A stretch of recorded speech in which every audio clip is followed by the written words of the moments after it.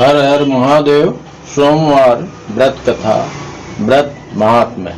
सोमवार का व्रत चंद्रदेव और भगवान भोलेनाथ की अर्चना हेतु किया जाता है। इस व्रत को श्रद्धा पूर्वक करने से मानसिक क्लेशों से छुटकारा मिलता है एवं सभी मनोकामनाएं पूर्ण होती हैं। यदि श्रावण के महीने में सोमवार का व्रत धारण किया जाए तो यह अधिक फलदायक सिद्ध होता है। वैसे यह व्रत चैत्र, श्रावण और कार्तिक मास में किया जाता है। इस व्रत में सोमवार के दिन उपवास रखकर भगवान शंकर, मां पार्वती की पूजा अर्चना करनी चाहिए तथा दिन में एक बार भोजन करना चाहिए। सोमवार का व्रत रखने से स्त्रियों को पति पुत्र का सुख मिलता है। पूजन विधि। भगवान शंकर की पूजा का श्रेष्ठ समय प्रातः काल माना जाता है। अतः सोमवार के दिन प्रातः काल ब्रह्म मुहूर्त में उठकर नित्य कर्म से निवृत्त हो स्नान कर पूजन हेतु ध्यान कर भस्म धारण कर कुशा पर बैठें। पूर्व अथवा उत्तर दिशा की ओर मुख करके चौकी पर नया सफेद कपड़ा बिछाएं। उस पर तांबे पर खुदा सोमवार यंत्र और भगवान शिव की प्रतिमा तथा शिवलिंग की स्थापना करें। बिल्वपत्र, पुष्प, अक्षत, जल एवं दक्षिणा इत्यादि सामग्रियां अपने निकट रखें। शिव पूजन विधान के पश्चात व्रत कथा पढ़नी चाहिए। व्रत कथा पूर्ण करने के उपरांत भगवान शिव को भोग लगाकर तुलसी के पौधे को अर्घ दें एवं दिन में एक समय ही भोजन करें। सोमवार व्रत कथा। एक साहूकार बहुत अमीर था। उसके पास धन की कोई कमी नहीं थी। साहूकार के पास सभी सुख और ऐश्वर्य के साधन थे, किंतु उसको एक ही दुख था कि उसके कोई औलाद नहीं थी। दिन रात वह इसी चिंता में लगा रहता और वह पुत्र पाने के लिए हर सोमवार को भगवान चंद्रदेव व शिवजी की पूजा करता व व्रत रखता था। साहूकार की भोलेनाथ के प्रति ऐसी भक्ति देखकर एक बार मां पार्वती जी ने शिवजी से कहा, हे नाथ, ये साहूकार आपका अनन्य भक्त है और सदैव ही आपका व्रत और पूजा भक्ति भाव से किया करता है। आप कृपा करके इसकी मनोकामना को पूरा कर दें। पार्वती जी के ऐसे वचन सुनकर भोलेनाथ ने मां गौरी से कहा, हे पार्वती, यह संसार एक कर्म क्षेत्र है। यहाँ जो भी जैसा कार्य करता है उसे वैसा ही फल मिलता है, अर्थात जैसा कार्य मनुष्य करता है वैसा ही परिणाम भोगता है। किंतु माता पार्वती आग्रह पूर्वक बोली, हे महादेव, यह आपका अनन्य भक्त है। यदि इसको कोई भी दुख है तो आपको उसे अवश्य दूर करना चाहिए। यदि आप अपने भक्तों की मनोकामनाएं पूरी नहीं करेंगे तो क्यों मनुष्य आपकी भक्ति सेवा और पूजा करेंगे। पार्वती जी के इस आग्रह को सुनकर शिव जी ने कहा, हे शिवे, इस साहूकार के कोई पुत्र नहीं है, इसी कारण यह दिन रात चिंतित व दुखी रहता है। इसके भाग्य में संतान न होने पर भी मैं इसे पुत्र प्राप्ति के लिए वरदान देता हूँ, किंतु इसका पुत्र केवल 12 वर्ष तक ही जीवित रह सकता है। इसके बाद वह मर जाएगा। इससे अधिक मैं इस साहूकार के लिए कुछ नहीं कर सकता। यह सब बातें साहूकार सुन रहा था। उसे यह सारी बातें सुनकर न कोई खुशी हुई और न ही कोई दुख। वह पूर्ववत शिव जी की पूजा व व्रत करता रहा। कुछ समय पश्चात साहूकार की पत्नी गर्भवती हो गई और 10वें महीने में उसने एक बहुत ही सुंदर पुत्र को जन्म दिया।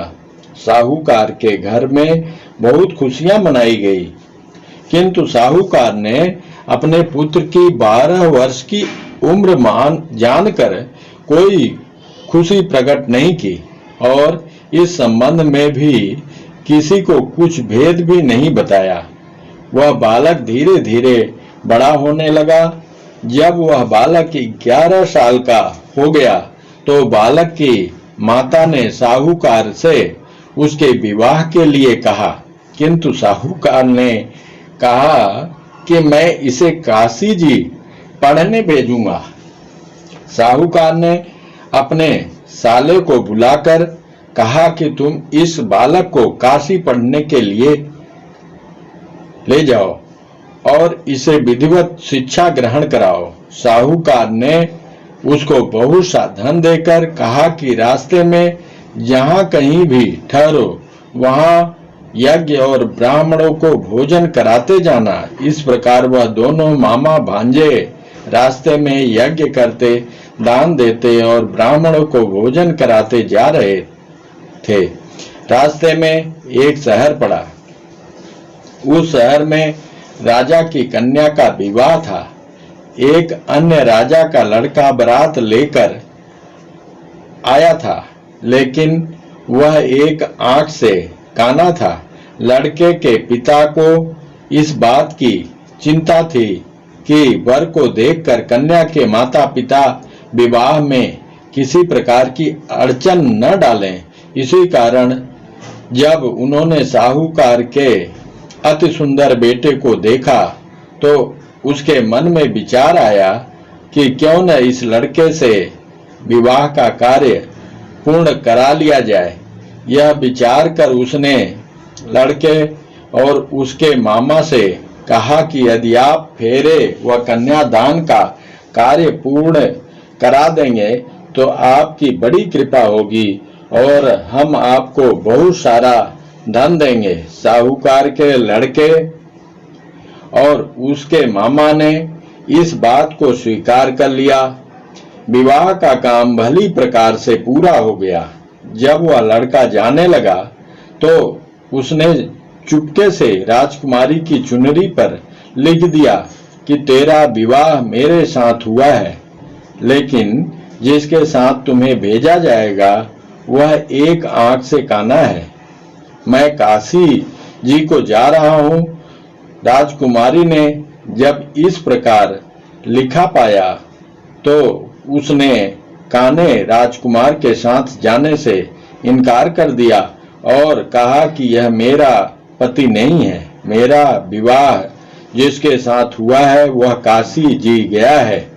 राजकुमारी जी के पिता ने यह सब जब सुना तो उसने अपनी कन्या को विदा करने से इनकार कर दिया। बारात वापस चली गई। उधर साहूकार का लड़का और उसका मामा काशी जी पहुंचे, जहां लड़के ने पढ़ना शुरू किया तथा अपना अतिरिक्त समय मामा भांजा यज्ञ दानादि में व्यतीत करने लगे। इस प्रकार कई महीने बीत गए। जब लड़का 12 साल का हुआ तो उस दिन लड़के के मामा ने यज्ञ का आयोजन कर रखा था। अचानक ही लड़के की तबीयत खराब हो गई। लड़के के मामा ने कहा कि अंदर जाकर सो जाओ। लड़का अंदर जाकर सो गया। थोड़ी देर पश्चात लड़का मर गया। जब लड़के के मामा ने देखा कि वह मर गया तो वह बहुत दुखी हुआ। उसने सोचा कि मैं पहले यज्ञ पूरा कर लूं, तब कुछ सोचूंगा। लड़के के मामा ने यज्ञ पूरा किया और फिर रोना प्रारंभ कर दिया। वह बहुत जोर जोर से रो रहा था। संयोगवश शिव जी और पार्वती उधर से जा रहे थे। पार्वती जी ने भगवान भोलेनाथ से कहा, हे नाथ, कोई दुखी व्यक्ति रो रहा है, उसके कष्टों को दूर कर दो। जब शिव जी और पार्वती जी वहां पहुंचे तो उन्होंने देखा कि वहां पर एक लड़का मरा हुआ पड़ा है। तब पार्वती ने देखते ही लड़के को पहचान लिया।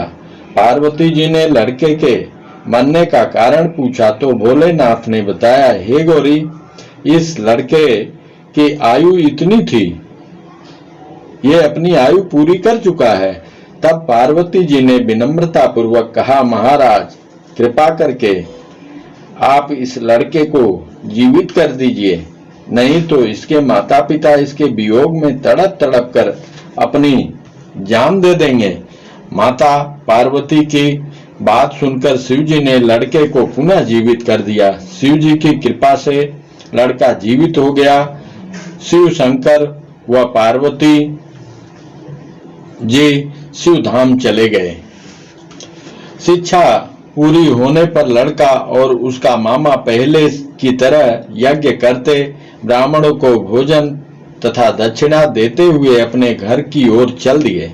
रास्ते में दोनों उसी शहर में आए जहां पर उस लड़के की शादी हुई थी। वहां पहुंचकर दोनों ने यज्ञ करना शुरू कर दिया। जब वे दोनों यज्ञ कर रहे थे तो उस लड़के के ससुर यानी वहां के राजा ने, जो उधर से घोड़े पर बैठकर अपने सेवकों के साथ जा रहा था, उसने लड़के को पहचान लिया। राजा ने महल में ले जाकर दोनों की खूब सेवा की। कुछ समय राजा के महल में रहने के बाद लड़के ने राजा से जाने की आज्ञा ली। राजा ने अपनी लड़की को लड़के के साथ विदा किया और साथ में बहुत सा धन एवं दास दासियों को भी भेजा। जब वे अपने शहर में आए तो लड़के के मामा ने कहा, पहले मैं तुम्हारे माता पिता को तुम्हारे आने की खबर सुना आता हूं, तब तक तुम पत्नी सहित यहाँ आराम करो। ऐसा कहकर लड़के का मामा साहूकार को अपने पुत्र के आने की खबर देने चला गया। घर आकर उसने देखा कि उसके बहन और बहनोई छत पर बैठे हुए हैं और उन्होंने यह प्रण कर रखा है कि यदि उनका बेटा जीवित लौट आया तो वह छत से नीचे उतर आएंगे, नहीं तो छत से कूदकर अपने प्राण त्याग देंगे। लड़के के मामा ने जब यह समाचार उन्हें सुनाया कि उनका लड़का जीवित लौट आया है तो उन्हें विश्वास नहीं हुआ। तब लड़के के मामा ने शपथ खाकर कहा कि आपका पुत्र अपनी स्त्री और बहुत से धन और दास दासियों सहित घर आया है। तब साहूकार और उसकी पत्नी छत से नीचे उतर आए तथा प्रसन्नता के साथ अपने बेटे और बहू का स्वागत किया। सभी प्रसन्नता के साथ रहने लगे। इस प्रकार भक्ति भाव से जो भी प्राणी सोमवार के व्रत का पालन करता है तथा प्रेम पूर्वक इस कथा को सुनता या पढ़ता है तो उसके सभी कष्ट दूर होते हैं, सारी मनोकामनाएं पूर्ण होती हैं और इस लोक में सभी सुख सुविधाओं को भोग कर अंत में उसे शिवलोक की प्राप्ति होती है। इस प्रकार सोमवार के व्रत को 16 सोमवार तक करें, फिर उद्यापन करें। इस व्रत के प्रभाव से मानवों को सभी प्रकार के सुखों की प्राप्ति होती है। विशेष महत्व इस व्रत के बारे में कहा गया है कि ग्रहणादि में जप, ध्यान, हवन, उपासना, दान आदि सत्कार्य करने से जो फल मिलता है वही फल सोमवार के व्रत से मिलता है। श्रावण में केदारनाथ का ब्रह्म कमल से पूजन, दर्शन, अर्चन तथा केदार क्षेत्र में निवास का विशेष महत्व है। इससे भगवान शंकर की प्रसन्नता और शिव की कृपा प्राप्त होती है। जय भोलेनाथ।